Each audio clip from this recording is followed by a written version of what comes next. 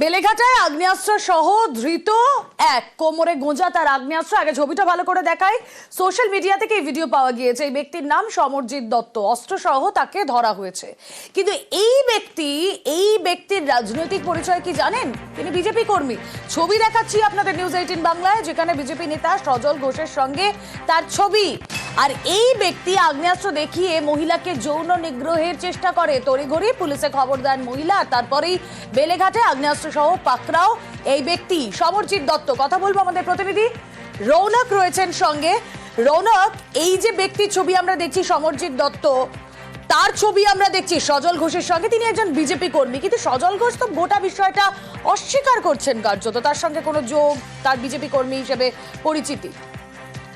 একেবারেই সজল ঘোষ কিন্তু অস্বীকার করেনি। সজল ঘোষ স্বীকার করছেন যে তিনি বিজেপি কর্মী, এবং শুধু তাই নয়, সজল ঘোষের সঙ্গে তার সম্পর্ক আছে সেই বিষয়টাই কিন্তু নিজেই স্বীকারোক্তি দিচ্ছেন সজল ঘোষ। কিন্তু তিনি অন্য একটা অভিযোগ করছেন। তিনি বলছেন যে এই ব্যক্তি গ্রেফতার হওয়া সমরজিৎ দত্ত, তাকে নাকি ফাঁসানো হয়েছে, এবং তিনি অভিযোগে তীর ছুড়ে দিচ্ছে রাজু নস্করের বিরুদ্ধে। গতকাল দেখা গেছে একেবারে রাত্রিবেলায় বেলেঘাটা থানা এলাকা থেকে একজন মহিলাকে যৌন নিগ্রহ করে এই ব্যক্তি, এবং যখন মহিলা পুলিশকে খবর দেয়, পুলিশ ঘটনাস্থলে যেতেই এই ব্যক্তির কাছ থেকে একটি পিস্তল উদ্ধার হয়। তারপরেই তাকে গ্রেফতার করা হয়, এবং সোশ্যাল মিডিয়াতে দেখা গেছে যে সমরজিৎ দত্ত একজন বিজেপি কর্মী এবং সজল ঘোষের সঙ্গে ঘনিষ্ঠ ছবি। কেন তাহলে তাকে ফাঁসানো হচ্ছে বলে মনে করছেন বিজেপি নেতা? দেখুন, সজল ঘোষের যা বক্তব্য, তিনি বলছেন যে রাজু নস্কর তাকে ফাঁসানোর চেষ্টা করছে। রাজু নস্করের সঙ্গে তাই এই সমরজিৎ দত্ত নাকি দীর্ঘদিন নিয়ে তার জমি নিয়ে একটা বিবাদ ছিল, এমনটা একটা অভিযোগ আনছেন, এবং সেই বিষয়কে সামনে রেখেই রাজু নস্কর তাকে ফাঁসিয়েছে, এমনই একটা অভিযোগ শুনছেন সজল ঘোষ। কিন্তু তিনি যে বিজেপি করেন এবং তার সঙ্গে সজল ঘোষের সম্পর্ক রয়েছে, সেই স্বীকারোক্তি কিন্তু নিজেই দিয়েছে বিজেপি নেতা সজল ঘোষ। এবার গতকাল গ্রেফতার হওয়ার পরে কিন্তু এর আগে খুব সম্ভবত এই রাজু নস্করের নামও উঠে এসেছিল বেলেঘাটায় কোনো কোন দলের ঘটনায়, যদি আমি খুব ভুল না করে থাকি। তিনি কেন ফাঁসানোর চেষ্টা করবেন এই সমরজিৎ দত্তকে? আমার বক্তব্য হচ্ছে, আমরা তো স্পষ্ট দেখতে পাচ্ছি তার কোমরে গোঁজা রয়েছে আগ্নেয়াস্ত্র। দেখো, যেটা জানা যাচ্ছে যে এই ব্যক্তির সঙ্গে নাকি রাজু নস্করের জমি নিয়ে কিছু বিবাদ ছিল, যেটা সজল ঘোষ অভিযোগ করছে যে তার জমি রাজু নস্কর কবজা করেছিল, এবং সেই নিয়েই তার সঙ্গে রাজু নস্কর একটা বিবাদ তৈরি হয়। যদিও তিনি বলছেন এই ব্যক্তি মানসিক অবসাদগ্রস্ত। তারপরও তিনি যে অভিযোগটা করছেন যে রাজু নস্কর এবং সমরজিৎ দত্তর সঙ্গে জমি সংক্রান্ত কোনো বিবাদ ছিল, এবং রাজু নস্কর তাকে ফাঁসিয়েছে, এরমই কিন্তু একটা অভিযোগ ছুটছেন বিজেপি নেতা। ফাঁসানোর অভিযোগ উঠছে, বিজেপি নেতা সজল ঘোষ ফাঁসানোর কথা বলছেন, কিন্তু সমরজিৎ দত্তের কোমরে গোঁজা আগ্নেয়াস্ত্র, সেটা কি অন্য কেউ এসে গুঁজে দিয়েছে? প্রশ্নটা এখানে। কি বলছেন সজল ঘোষ, শুনবো। কে ধরিয়েছে ওকে? রাজু নস্কর। আসলে এই ছেলেটি মানসিক অবসাদে আছে, একদম বিজেপি, একদম ওর সঙ্গে আমার সম্পর্ক আছে। কিন্তু ওই অঞ্চলের কোনো মানুষ বলবে না ও কোনো মেয়ের প্রতি কোনো খারাপ কটূক্তি করার মতন ছেলে। আর বন্দুক তো অনেক দূরের ব্যাপার। ওখানে যদি বন্দুক নিয়ে ঘোরার মতন ছেলে থাকতো, তাহলে রাজু নস্করের 100 কোটি টাকার প্রপার্টি হতো না। যে বন্দুক নিয়ে ঘোরার মতন ছেলে খুঁজছি, খুনের কেসের আসামি, সিপিএম জামানায়, ওকে এনআইএ ধরবে। কথা বলবো এই মুহূর্তে তৃণমূল নেতা জয়প্রকাশ মজুমদার রয়েছেন আমাদের সঙ্গে টেলিফোনে। জয়প্রকাশ বাবু, স্বাগত জানাবো নিউজ 18 বাংলায়। আমি স্টুডিও থেকে রুমেলা কথা বলছি আপনার সঙ্গে। আগ্নেয়াস্ত্র দেখিয়ে যে ব্যক্তি যৌন নিগ্রহের চেষ্টা করলেন তিনি বিজেপি কর্মী, সজল ঘোষ, এটা মানছেন, কিন্তু তাকে ফাঁসানো হচ্ছে, রাজু নস্কর তাকে ফাঁসাচ্ছে, এমনটাও তিনি মনে করছেন। না, অন্যের নাম নিয়ে কোনোভাবে দোষ খালনের চেষ্টা করছে গুন্ডা দলের সর্দার সজল। ওখানকার সব থেকে বড় গুন্ডা, সব থেকে বড় অস্ত্র শস্ত্র নিয়ে রাজনীতি করার লোকের নাম তো হচ্ছে সজল ঘোষ, আর তাদেরই চালা হচ্ছে এই সমরজিৎ। বলছেন ও মুখে, বন্দুক কোমরে গুঁজে কাজ কারবার করছে, আর অন্যের নাম টেনে এর দোষ খালনের চেষ্টা কেন করছেন? সজল ঘোষ অন্য আর একজনের নাম, সেটা তো আলাদা ঘটনা। যদি পুলিশে কমপ্লেন করেন, পুলিশ দেখবে। কিন্তু এর কাছে অস্ত্র পাওয়া যাচ্ছে, বন্ধু হচ্ছে সজল ঘোষের লিটল বাহিনীর একজন, কোমরে পিস্তল আর বোম বন্দুকের রাজনীতি ওই অঞ্চলে সব থেকে বড় দাদা তো হচ্ছে সজল ঘোষ। সকলকে সকাল বিকেল দুপুর শুধু ধমকাচ্ছেন, চমকাচ্ছেন। ওনার ত্রাসে সাধারণ লোক থাকতে পারছেন না ওখানে, আর তারপরে গলাবাজি করছেন, একজন গুন্ডার হয়ে সাফাই দিচ্ছেন। আরেকজনের নাম করে জাগ্গে জাগ্গে বলছেন? লজ্জা হওয়া উচিত। এইরকম জনপ্রতিনিধি আমাদের কারুর দরকার নেই, কোনো অঞ্চলেরই এরকম জনপ্রতিনিধি দরকার নেই এইরকম গুন্ডা প্রকৃতির। আমি তীব্র নিন্দা করছি সজল ঘোষের এবং তার সঙ্গে যে এই গুন্ডা যাকে আপনারা দেখাচ্ছেন কোমরে বন্দুক নিয়ে, সমরজিৎ দত্ত। অনেক ধন্যবাদ।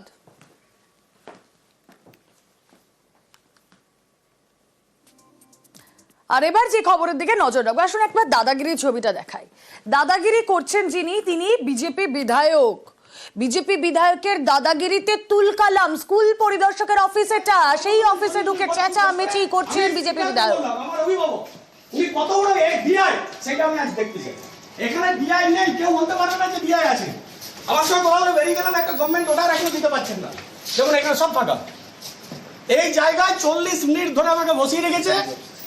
সিসিটিভিটা অফ আছে, যাতে এখানে কেউ এলে পরে দেখতে না পায়। সিসিটিভি দুটোই অফ। এই ল সেকশনটা বন্ধ ছিল, তার ফটো আমার কাছে আছে। আমি বলার পর ল সেকশনটা এখন খুলে দিল।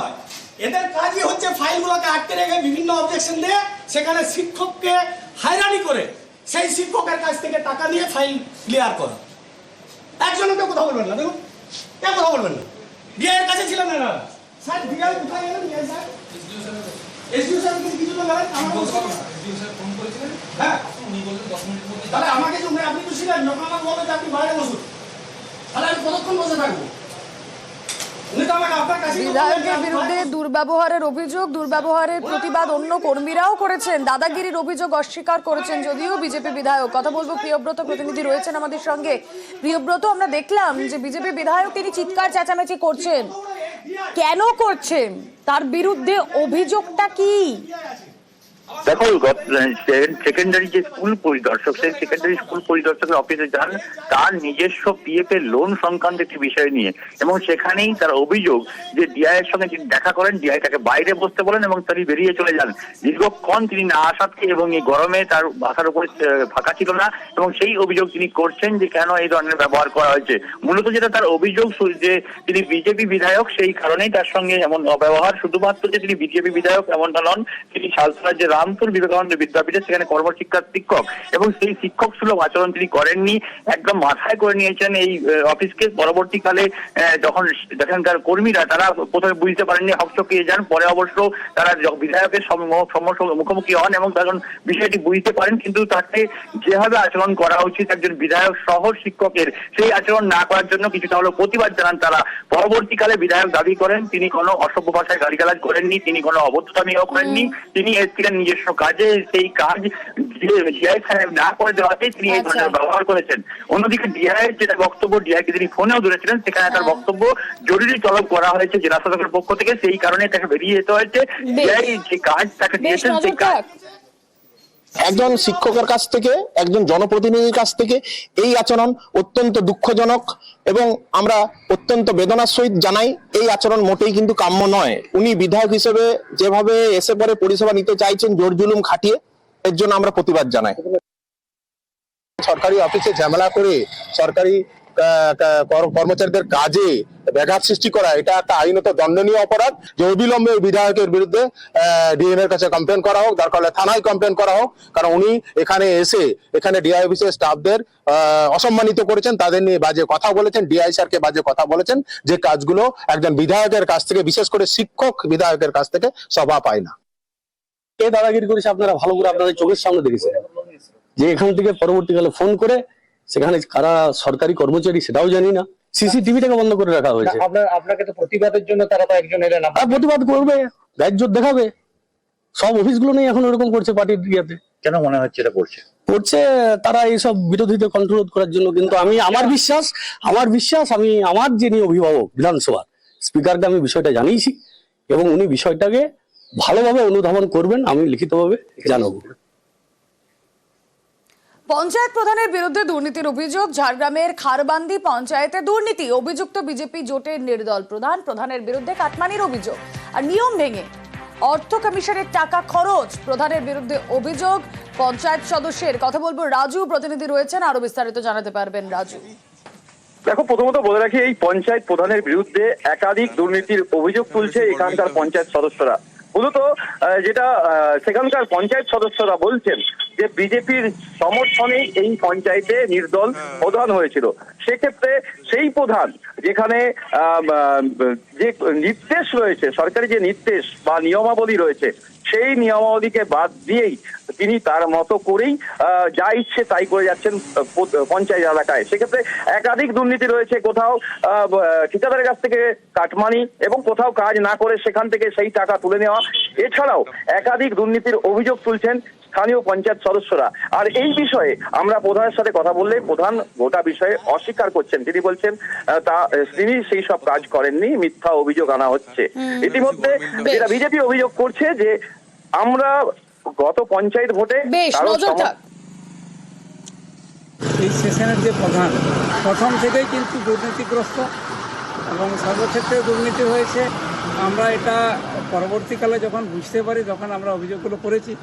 বিশেষ করে আমরা দেখেছি যে ঠিকাদার যাদের হাত দিয়ে আমাদের অঞ্চলের বলুন সারা বাংলায় বলুন যে উন্নয়নটা হয়, সেই উন্নয়নের টাকাকে যদি আপনারা আত্মসাৎ করেন তাহলে উন্নয়ন তো আটকে যাবেই। এক, দুই হচ্ছে যে ঠিকাদারদেরকে বেছে বেছে নিজস্ব ঠিকাদারদেরকে কাজ পাইয়ে দেওয়া, টেন্ডার ক্যান্সেল করে দেওয়া নিজের কন্ট্রাক্টর না কাজ পেলে, সঙ্গে সঙ্গে নিজে এই যে টাকাগুলো আটকে রাখা, পরে ওদের টাকা আটকে রাখলে ওরা উন্নয়নের কাজ করতে পারবে না। ওনাদের বক্তব্য অনুযায়ী আমরা শুনেছি যে কাটমানির ব্যাপারটা থাকে, তো সেটা তো অবশ্যই সত্যি।